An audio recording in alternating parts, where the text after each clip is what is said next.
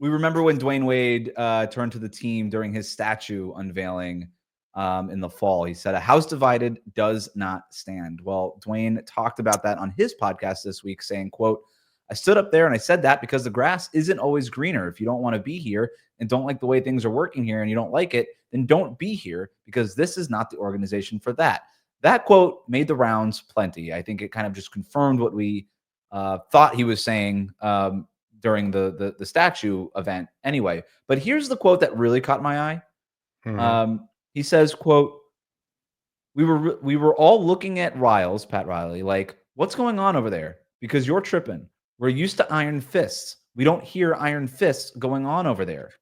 End quote. That to me is interesting. And he's talking about sort of former Heat players. And Pat Riley has always run that Miami Heat organization with the iron fist, but he's not as hands-on as he once was, right? He has very much kind of handed the reins to Nick Arison and Andy Ellisberg and Eric Spoelstra, certainly, maybe more than anybody. And as times have changed, right, you have to kind of change with the personnel and the star players and the way that they expect to be treated.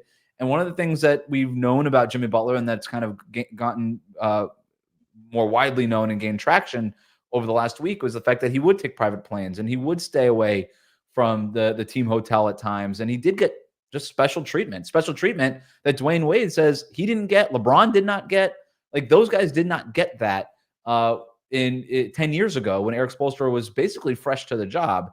And now that Spo's been in this job for a long time and they were trying to attract more star players and ultimately got Jimmy Butler, it does seem like that iron fist that Riley and for a little while Eric Spoelstra practiced, it does not. Dwyane Wade is saying that that's not the case anymore, and he's a little shocked by it. So what do you make of these comments? So is he basically stating that he thinks Jimmy's been coddled by the organization? Just treated special, gently, just treated differently. Coddled. I mean, I think it sounds like coddled. You know, coddled is fine. Certainly different than how they treated Dwyane and LeBron. And Dwyane even said he's like he thought he needed something different when he left for Chicago, and he realized he did not need that. He needed the guidelines and the guardrails and the iron fist in order to, maximize his own ability. And I think that he's basically claiming that Jimmy is going to come to that realization also. Yeah, no, I of that part, I think we're likely to find, we're absolutely going to see that manifest in some way. And I know this is an older, perhaps more mature version of Jimmy than the player that was in Minnesota all those years ago and stuff like that. But I mean, he had it good here. And that's not to say, again, that the organization didn't, they made mistakes. They didn't do things perfectly.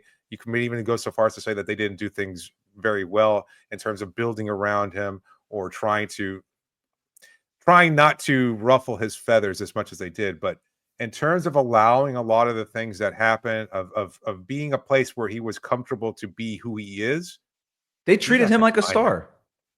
He's not going to find that anywhere the only organization that ever treated him like a star, like the face of the franchise. In Minnesota, it was him, Karl-Anthony Towns, Andrew Wiggins. Wiggins was a number one pick. Cat was a number one pick. Those guys were the face of the franchise. Jimmy Butler was only there to support. Joel Embiid was the face of the franchise in Philadelphia. Chicago was much earlier in his career, but he was never that for them.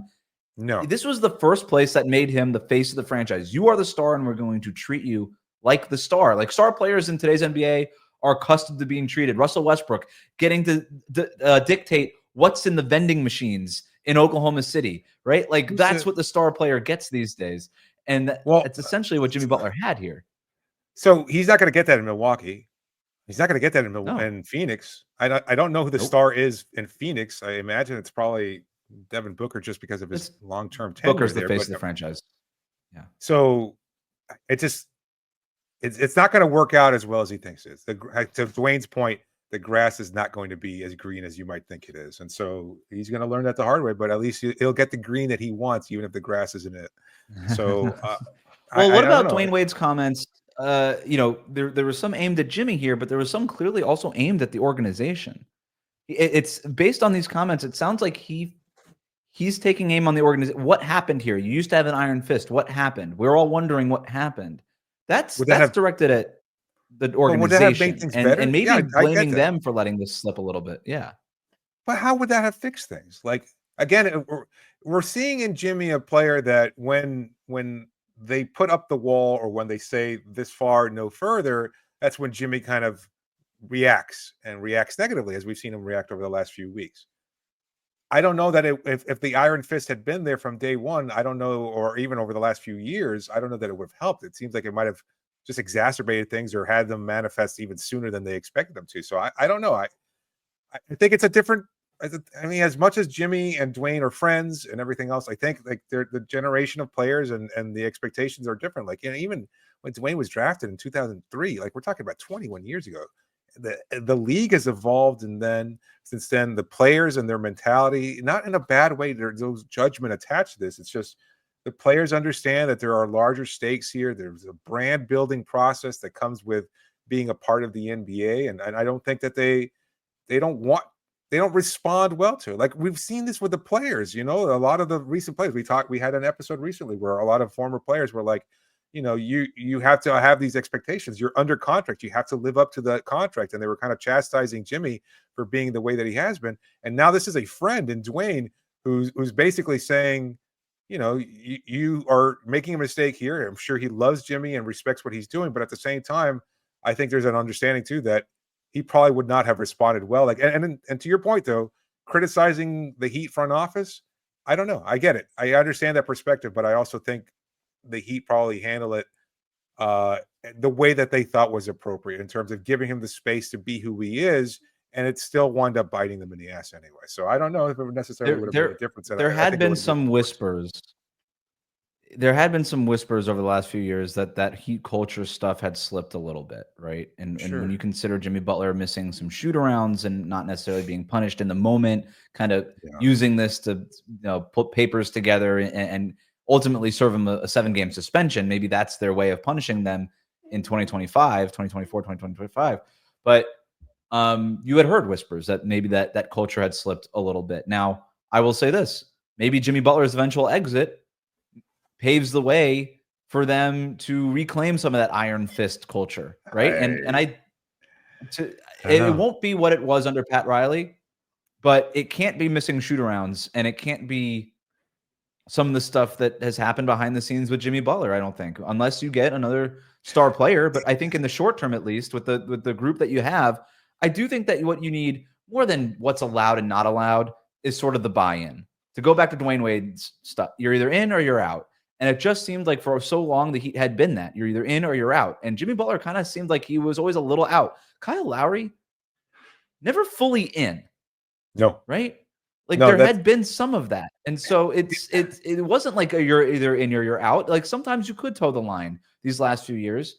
And I think Jimmy had been. And so when he does eventually leave, I think maybe that's more than anything.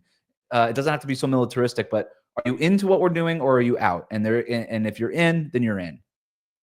Yeah, one of the stories that really stood out to me over the last week of reporting, the idea that Jimmy and Kyle walking next to each other in the middle of practice, just basically saying, "I'm done," and just having the kind of freedom to just be like, "I don't want to participate anymore. I don't want to do this anymore." And then you kind of think back to the stories that we've heard of Riley in the middle of practice, basically telling Todd Day to get the hell out of my team. That is such a contrast to this. Like, this was a guy, Todd Day, obviously not a star or anything like that, but a guy who had made some comments and kind of showed that maybe he wasn't quite ready to fit the culture, and then he just canned him right on the spot. And then could you imagine like the kind of what Spoelstra must have been feeling as he sees Jimmy and Kyle just kind of say, "Man, we're just kind of done. We don't want to practice." And it's not just all on Spo either, right? We know who's in, like Pat Riley, Andy Ellisberg, Alonzo Mourning, Nick Arison. Those guys sit in on these practices. It's all of them watching this kind of happen and allowing it to happen. And to your point, David, thinking that they had to, thinking that it was the best thing for the organization. And I think sometimes, and Dwyane Wade said this, if you don't stand on anything, then what are you really standing for as an organization? Understanding that there's going to be faults with it, that you're not going to get every player. But if you don't stand for anything, then you just end up like a lot of these sort of aimless organizations. And if there's one thing about the Miami Heat that we have been able to say over the years, they weren't aimless. You always kind of knew what they were working toward. And lately, obviously, they've become a little aimless as they sort of trudge in the middle of NBA standings here. But I think when Jimmy Butler eventually leaves, I would expect maybe a tightening of the culture, so to speak, for the guys who are in that locker room. Again, the culture evolves. You and I have talked about this many times. The culture evolves, right? And it evolves somewhat to reflect the players there. And I think the players here now, post Jimmy Butler, will be Bam and Tyler Hero. And what is it that they look at? They look at internal development and things like that. I think you'll see the culture start to reflect that perhaps a little bit more. Thanks for making Locked On Heat your first listen every day. Like, comment, and subscribe on YouTube. Follow us on your favorite podcast app.